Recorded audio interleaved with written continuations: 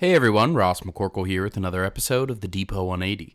The Steelers played last Thursday, so they had a bit of extra time on this mini bye week to prepare for the Green Bay Packers this upcoming Sunday at home in Acrisure Stadium. With Cole Holcomb ruled out for the season, Quan Alexander and Landon Roberts figure to play a larger share of snaps, but we also may see Mark Robinson, who was drafted a couple years ago as a running back turned inside backer project.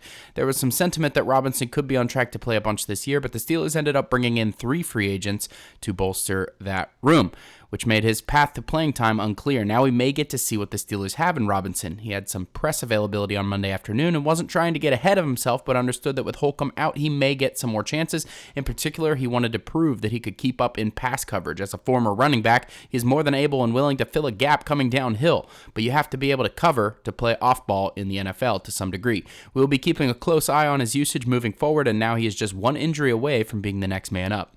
Tomlin talked about this in his Tuesday presser, saying, quote, "Obviously it could create more opportunity for a guy like Robinson, but he's not going to get the type of involvement Cole had. What we had was a luxury. What we have now is probably more of a traditional division of labor at the inside backer position."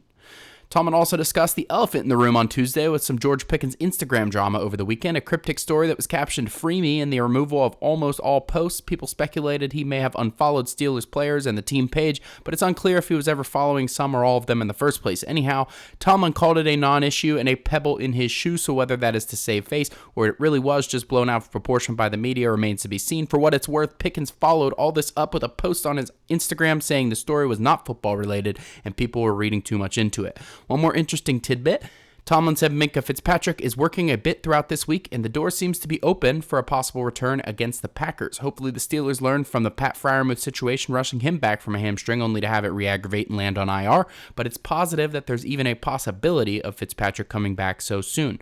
Montravius Adams had an ankle injury in the Titans game as well, which Tomlin didn't let much on about. It sounds like a questionable situation to me, but the practice reports will give us more guidance there.